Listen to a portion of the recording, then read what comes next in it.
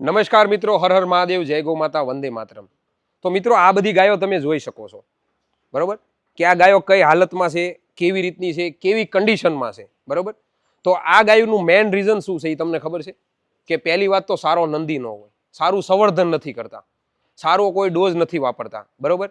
અને દેશી ગાયોમાં માણસો ખાલી ને ખાલી દૂધની સ્વાર્થ માટે અને દૂધના સ્વાર્થ પૂરો થઈ જાય એટલે ગાયને ખુલ્લા રોડ ઉપર મૂકી દે છે. જે ગાયોને એક્સિડન્ટ થાય છે ત્યાં આપણા મિત્રો છે, જે આજે શ્રી શ્રી 1008 નંદી મહારાજ જે ગૌશાળા છે, જે એમનો 6 થી 7 જણાનું જે ગ્રુપ છે, જે બહુ સારી એવી સેવા કરે છે, જેમાં જયરાજભાઈ છે, બરોબર, ધર્મેશભાઈ છે, હાર્દિકભાઈ છે, જે બહુ સારી એવી સેવા કરી રહ્યા છે.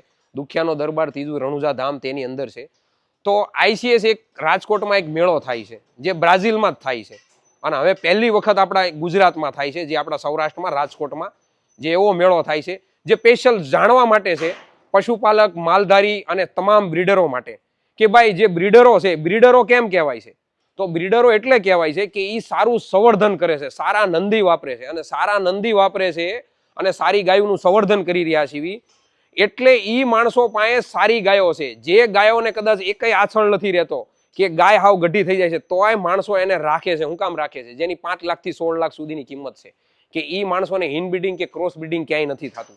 એ માટે એક સંદેશ છે, જે રાજકોટ આઈસીએસ મેળો થાય છે, જે બહુ મોટો કેટલ શો થાય છે, તો એમાં જરૂર તમે આવો. કે ઈ મેળામાં જાણવા જેવું ઈ છે કે ઈ મેળામાં જે કોઈ ભાગ લે છે અને જે કોઈ જાણવા માંગશે, તો આ જે ગાયોની હાલત છે આવી હાલત નહીં થાય. અને આવી હાલત થાય છે તો તમામ સુરવીરો એવા નથી, દાનવીરો, કે જે આવી રીતની ગાયોની સેવા કરી શકશે, બરોબર? તો એમાં તમામ યુટ્યુબરો જેટલા છે, જે બહુ સારી એવી મહેનત કરે છે. લાલપરી આશ્રમ આપણે જે દેવાભાઈ છે, જો બહુ બધા સારી એવી મહેનત કરી રહ્યા છે. તો ઈ મહેનતની પાછળ એક રીઝન છે કે આવી હાલત ગાયોની ન થાય એટલે એ બધા મહેનત કરી રહ્યા છે. તમામ યુટ્યુબરને મારા દિલથી સલ્યુટ છે, તમામ બ્રીડરો જેટલા છે એને દિલથી સલ્યુટ છે, કે એ બધા જે મહેનત કરી રહ્યા છે, એ મહેનત એ છે કે આવનારા 10 વર્ષ પછી જે આવી ગાયોની હાલત ન થાય. અને આવી ગાયોની હાલત થાય તો આજ જે આવા 5-6 સુરવીરો છે, જે ગાયોની સેવા કરી રહ્યા છે, એવા તમામ સુરવીરો નહીં હોય. કેમ કે સારી ગાયો રાખવા માણસો અત્યારે રાજી નથી, તો આવી ગાયોને રાખે તો એને હું મરદ કહું છું.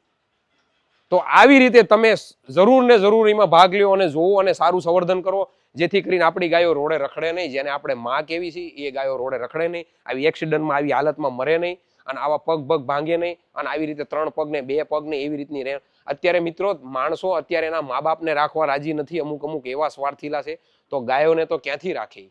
તો આટલા બધા સ્વાર્થ માટે તો આપણો ધર્મ બચાવવો હોય, આપણો હિન્દુ ધર્મ, આપણો સનાતન ધર્મ બચાવવો હોય, તો ગાયોનું સારું સંવર્ધન કરો. બધાને નમ્ર વિનંતી છે. અને જે કોઈ સારું સંવર્ધન કરે ને જે કોઈ પાસે સારી ગાયો છે, એ તમામ મારા ગુરુ છે, એને દિલથી સલ્યુટ છે. તમામ યુટ્યુબરો જે સારી મહેનત કરે છે જે આ મેળામાં, એને મારા દિલથી સલ્યુટ છે. નમસ્કાર, વંદે માતરમ, જય ગૌ માતા.